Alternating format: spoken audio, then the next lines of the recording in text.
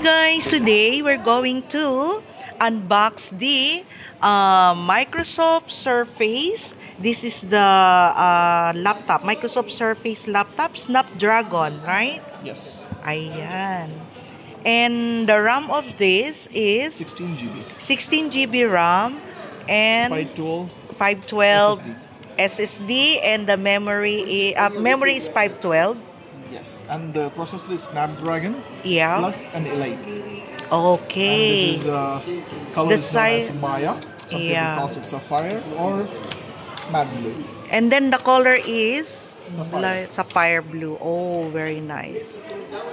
So this, guys, is the Microsoft. Oh my, it's very nice, guys. See? And then the connection of this is USB to Type-C and with the audio. And the other side is the Surface charger.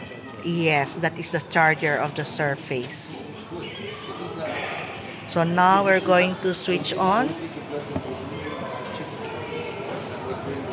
It's a very nice color, guys. 20 hours battery backup. Oh, 20 hours battery. And that's a 13.8 inches. And this is a 15 inches laptop. So this is also another one. Microsoft Surface also laptop. This is platinum color, 15 inches. Okay, it's a platinum color. 15 inches, guys. And this is also Snapdragon. Yes. And how many RAM? This is same 16 and 512. Okay, 16 GB RAM, 512 memory storage. So they are the same, but the only difference is the size. 14 and 15, 13.8, and this is the 15. So guys, you see it's very nice. So this is also a Microsoft Surface Copilot Plus PC. See, guys? So now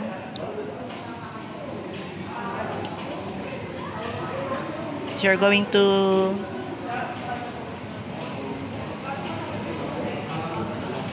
okay.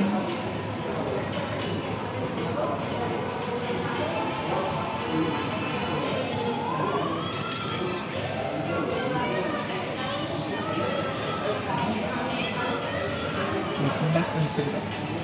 Okay, guys, so that's all for today. So you can buy this laptop here in Jumbo Galleria, guys. So look for any stuff here in the store, and this is, guy, a pre-order. So the what do you call this? The stock will come on 27 this August.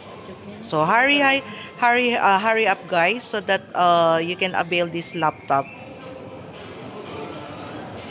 Okay, guys?